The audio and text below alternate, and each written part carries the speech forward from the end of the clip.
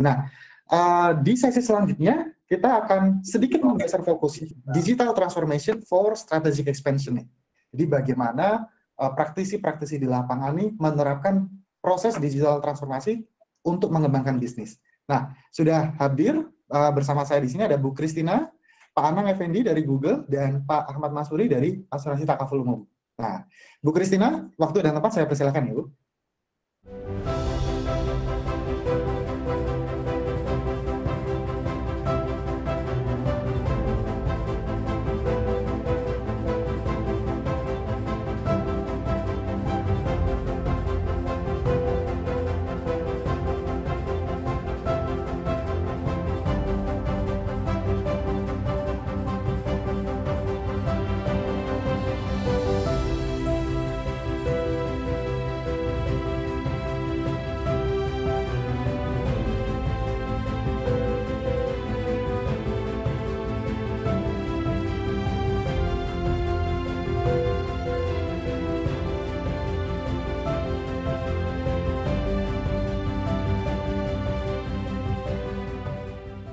Terima kasih Pak Robi atas waktu yang diberikan. Selamat siang dan selamat datang untuk para panelis, para undangan, dan rekan-rekan sekalian. Semoga kita selalu dalam keadaan yang sehat ya. Nah, sebelum kita mulai sesi ini, ada baiknya kita perkenalan dulu ya Bapak dan Ibu sekalian. Perkenalkan, saya Christina Prasetyani sebagai Division Manager di Poinstar Indonesia. Nah, di sesi kali ini, saya ditemani oleh Bapak Ahmad Masfuri, President Director dari Asuransi Takaful Umum, dan Bapak Anang Effendi, Country Sales Manager dari Google Cloud Indonesia. Mari kita sapa dulu. Apa kabar Pak Masfuri? Alhamdulillah baik. Apa kabar Bapak Ibu semua? Baik, Alhamdulillah baik Pak. Saya sapa dulu Pak Anang, apa kabar Pak? Alhamdulillah baik juga Mbak. Terima kasih atas kesempatan dan waktunya untuk bisa diskusi bareng-bareng. Baik, terima kasih Bapak-Bapak sekalian. Di sesi kali ini, saya akan mengajak Pak Masfuri dan Pak Anang untuk berdiskusi seputar digital transformasi for strategic expansion. Nah, kalau kita bicara mengenai dampak pandemi terhadap ekonomi dan bisnis, terutama di Indonesia, dinamikanya sangat luar biasa ya Bapak-Bapak sekalian. Bahkan sampai ada perusahaan yang harus gulung tikar. Nah, tetapi ada juga beberapa industri yang justru semakin naik daun. Ya, bagaimanapun juga, show must go on ya Pak. Bisnis harus tetap berjalan. Sehingga ketepatan dalam memilih strategi untuk menghadapi dinamika pandemi ini sangatlah penting. Terutama untuk memilih teknologi yang tepat agar dapat membantu karyawan untuk tetap produktif. Sehingga meski bekerja dari rumah masing-masing, tetap bisa berjalan dengan baik. Nah, kalau kita bicara mengenai teknologi dalam rangka digital transformasi, kita tidak hanya membahas perubahan alat saja, tetapi juga dari bicara mengenai manajemen data, kemudian perubahan proses, bahkan perubahan culture organisasi selama work from home kemarin. Jadi semuanya harus agile, harus bisa beradaptasi. Nah, ini yang akan menjadi rambu-rambu diskusi kita siang ini. Nah, tanpa berlama-lama lagi, langsung saja kita masuk ke diskusi bersama dua panelis kita. Sebelumnya, saya ingatkan kepada Bapak dan Ibu audiens, apabila ada pertanyaan selama sesi berjalan, silakan langsung ditanyakan via chat yang ada di kanan bawah, atau langsung unmute dan sampaikan pertanyaannya ketika sesi tanya-jawab nanti. Nah, pertama saya mau ngobrol dulu nih sama Pak Masfuri. Nggak terasa ya Pak ya, sudah hampir 2 tahun pandemi ini berlangsung. Tentunya banyak dinamika dan dampak yang kita rasakan Pak. Nah, beberapa industri juga mengalami perubahan demand yang tinggi, sehingga menuntut perusahaan untuk melakukan ekspansi. Nah, apakah Takaful merasakan perubahan ini, Pak? Dan bagaimana strategi yang Bapak terapkan untuk menghadapinya? Silakan, Pak. Terima kasih, Bu Mbak Christine. Jadi sebenarnya tantangan pertama dari Takaful bukan di saat pandemi, Bu. Itu tantangan yang kedua, gitu. Tantangan pertama justru bagaimana kami mengkonversi dari yang sebelumnya portofolio kami di corporate kita geser atau kita perkuat di personal line bisnis. Itu tantangan yang pertama. Dan sejak itulah sebenarnya kami sudah merancang dan mendesain untuk transformasi digital. Dan itu sudah terjadi di 2018 sampai dengan 2019.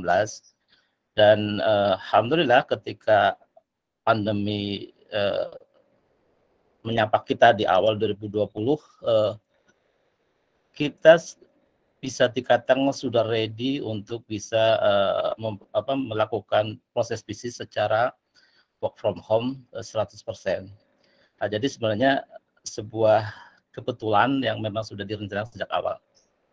Kurang lebih seperti itu. Ya, baik. Berarti sudah persiapan ya Pak dari awal ya. Ya. Gitu. Baik. Nah, tadi membicarakan mengenai teknologi Pak, apa tantangan yang Bapak temui saat melakukan transformasi digital Pak? Kalau case di Takaful mungkin tantangan pertama justru dari mitra dan peserta ya. Artinya tentu saja di internal ada, tapi relatively secara cepat bisa kita selesaikan. Karena memang ini sudah bagian daripada rencana kita, desain kita sejak awal gitu.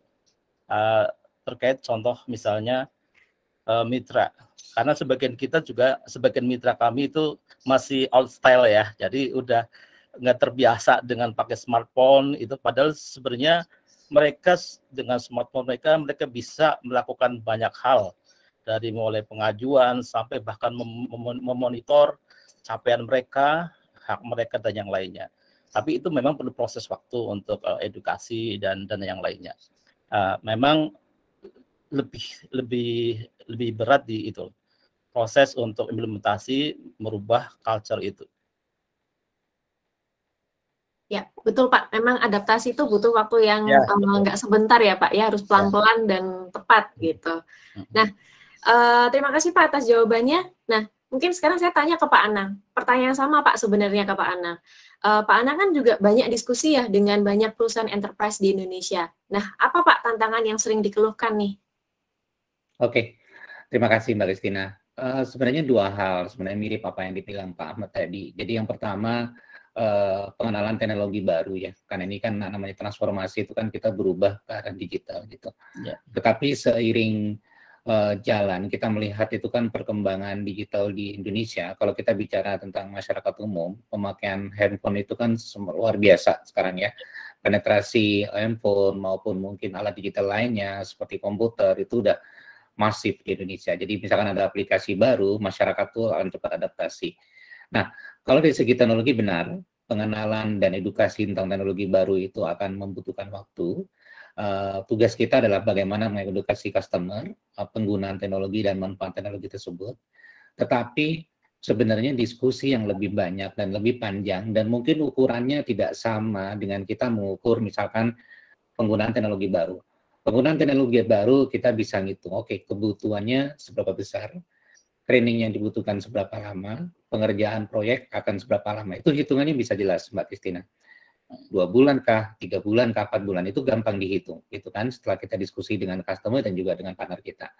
Tetapi hal yang sulit untuk dihitung, karena banyak sekali faktor yang ada di dalamnya, yaitu tadi, adoption and change management, yakni perubahan culture. Bagaimana kita merubah kultur bekerja kita dari yang semula mungkin non-digital gitu ya, ke arah digital. Bagaimana kita bisa merubah gitu kan ya, pekerjaan yang mungkin sebelumnya adalah silo, bagaimana kita bisa berubah secara cepat, karena boleh kita bilang pandemik ini menyusahkan semua orang, tapi pandemik juga memberikan suatu pelajaran penting bagi kita bahwa digital transformation itu nggak bisa dilakukan 3 tahun, 5 tahun lagi, itu harus sekarang. Gitu. Digital transformation mungkin teman-teman atau bapak-bapak, ibu-ibu sudah dengar sekitar 3 tahun, 5 tahun lalu kita sering diskusi dan customer kami sebenarnya udah bikin roadmap, oke, tahun 2025 kami akan melakukan digital transformation. Langkah-langkahnya ini. Begitu awal 2020 ada pandemik, hilang itu semua rencana. Itu benar-benar di-push, harus dilakukan sekarang. Nah, jadi percepatan pengenalan tentang teknologi satu hal, Mbak. Yang kedua, yang kami juga tidak hanya bicara dengan bapak-bapak di CIO, bapak-bapak CEO, tetapi juga dengan human resource lead di customer tersebut. Karena perubahan tidak hanya di teknologi, nggak hanya dari sisi bisnis, tapi juga dari sisi organisasi. Jadi, diskusi dengan human resource team itu sangat dibutuhkan. Ya, baik. Betul Pak, bahwa percepatan teknologi ini menjadi harus dipercepat ya karena adanya pandemi ini. Jadi ada hikmah di balik itu. Baik. Oke. Kemudian kalau untuk dari Pak Masfuri sendiri nih, kalau misalnya dari Takaful, itu kan sudah menggunakan produk dari Google ya Pak ya. Nah, Ya, betul. perubahan apa Pak yang paling terasa dari sisi bisnis proses setelah menggunakan Google Cloud? Ya, pastinya memang kita kan kebetulan juga memakai join ataupun mitra dengan Google itu sejak 2019, artinya sebelum pandemi ya. Jadi memang yang pasti kita rasakan karena memang kita full 100% work from home itu ya memang proses bisnis tetap berjalan gitu ya. Tetap bisa efisien dan semuanya bisa terdokumentasi dengan rapi. Bahkan mungkin menurut saya lebih produktif sekarang ya. Kita dalam sehari bisa 10 ataupun 20 15 meeting gitu ya. Bahkan even dengan klien kita di luar kota gitu. Kalau mungkin di normal mungkin paling banter 2 atau 3 kan gitu. Dan enaknya itu semuanya terdokumentasi, terekam, rapi semuanya. Jadi kita juga everything oke lah ya gitu. Yang kedua memang dari sisi kami kan gini ya, dari segi teknologi gitu. Memang bagaimana semua itu sudah selesai lah kita nggak perlu invest, udah mikirin security dan yang lain-lain itu saya pikir itu hal yang biasa menjadi perhatian kami gitu ya, sehingga nggak terlalu kita tinggal melakukan doing business aja lah kan gitu. Dan memang yang menarik juga memang kemungkinan perkembangan tren kedepannya apa nih kan gitu. Itu kan jadi perhatian kita. Ini artinya perkembangan fitur ataupun yang lain itu juga mungkin sangat juga relevan buat kami sebagai mitra ataupun memakai Google Service ini. Gitu. Oke. Betul Pak. Nah, untuk berikutnya mungkin kan tadi Bapak sempat mengatakan bahwa memang kita harus menciptakan inovasi supaya terus mengikuti perkembangan bisnis ya Pak ya. Nah, apakah ada Pak plan ataupun plan ekspansi yang akan dilakukan oleh Takaful, misal dari sisi teknologi? Nah, apa yang dibutuhkan Takaful untuk menjawab tantangan demand yang akan terus meningkat Pak? Ya memang kan kita memang justru untuk bisnis yang kita sifatnya kolaborasi, sinergi dengan mitra-mitra yang sudah baik yang fully automatic seperti dengan FPA ataupun semi gitu. Semi otomatis masih ada proses manual. Artinya kita coba menyediakan berbagai macam optional ya. Yang penting klien atau peserta kami itu bisa tetap berjalan gitu sesuai dengan keadaannya. Tentu saja khususnya perkembangan ke depan isu-isu terkait dengan security, kemudian juga artificial intelligence gitu. Kita juga sudah berbicara ke arah situ untuk membangun proses-proses otomatisasi lebih banyak lagi. Karena memang hampir sejak ini kan kita berarti proses ada beberapa hal gitu ya, terutama yang kita lakukan secara sentralisasi kan gitu. Sehingga memang ini juga penting gitu ya. Dan proses perkembangan ke depan isu-isu dengan mulainya meningkat standar keamanan data dan yang lain juga itu pasti akan menjadi hal yang dibutuhkan ketika kita hampir sebagian besar proses bisnis kita sudah melalui dengan digital platform gitu. Saya pikir itu. Ya, baik. Oke, mungkin kalau untuk ke Pak Anang nih, kira-kira Pak, dari tadi yang sudah diceritakan sedikit mengenai dari Takaful pengalamannya untuk berpindah ke digital transformasi gitu, dan mungkin juga dari company-company yang lain tadi, apa solusi dari Google Pak yang dapat digunakan untuk mengakomodir kebutuhan industri atau menjawab tantangan ketika harus dipaksa secepatnya untuk berpindah secara digitalize semuanya, begitu Pak? Oke. Saya tadi jawabannya Pak Masfuri udah benar-benar relevan sekali itu. Saya coba menambahkan Pak Masfuri. Ya, jadi kalau Google itu kami membantu misalkan company, kalau kita ibaratkan company konvensional itu sebuah kapal gitu ya. Sebuah kapal besar gitu kan yang powerful gitu ya. Dan kapal ini tiap pagi akan berangkat apabila semua anak buah anak-anak apa namanya semua anak buah kapalnya itu bisa datang gitu ya, datang mengisi tempatnya masing-masing, baru tuh jalan engine-nya. Nah itu kita ibaratkan zaman dulu kita bekerja, semuanya harus masuk kantor nih, jam 9 tag, oke, engine jalan gitu kan ya, baru jalan. Nah kita membantu bagaimana caranya gitu kan supaya perusahaan-perusahaan ini bisa menjadi lebih fleksibel sehingga tidak semuanya harus masuk ke kapal tersebut, tetapi engine-nya tetap berjalan. Ya. Engine-nya tetap berjalan, mesinnya juga tetap istilahnya itu bekerja, dan kita bisa membantu customer kapanpun dan dimanapun. Nah, hal itu yang dibutuhkan kenapa? Karena yang sekarang pertama, yang dibutuhkan adalah kita harus berubah lebih cepat. Kita harus bisa beradaptasi dengan lebih cepat. Terus yang kedua, kita harus bisa berkolaborasi dengan kapal-kapal yang lain gitu. Jadi kita tidak hanya fokus dengan kapal kita saja.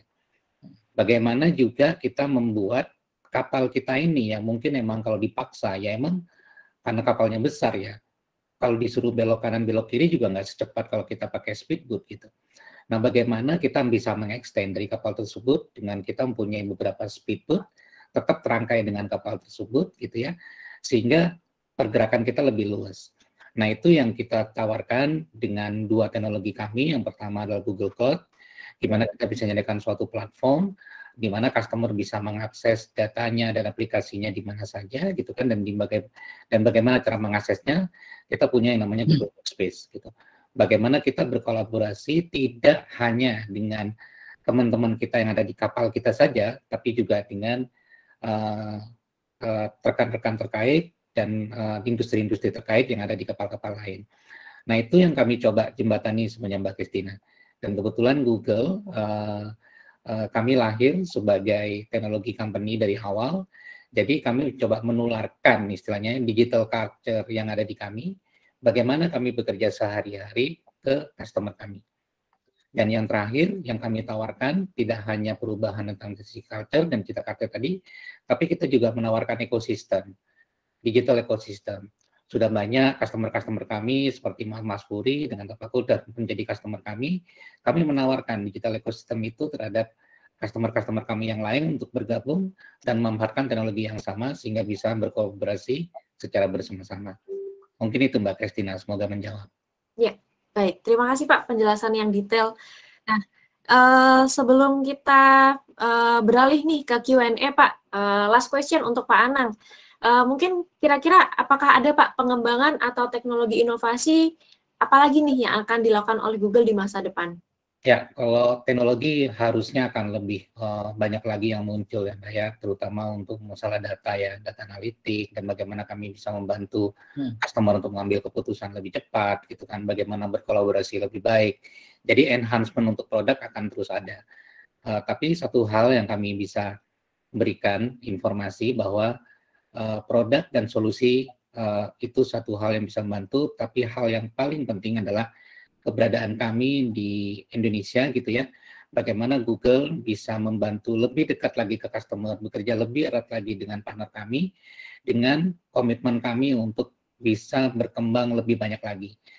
Berkembang dalam artian yang pertama yaitu dengan dibangunnya data center, dan akan ada data center lagi yang kedua, dan juga dari SDM kami yang itu berupa komitmen kami ya supaya kami lebih dekat lagi dengan customer dan dengan banyaknya resource dan bertambahnya resource yang sesuai dengan kebutuhan Indonesia gitu kan, itu akan lebih membantu untuk customer kami bisa lebih dekat dan partner kami bisa lebih dekat dengan kami.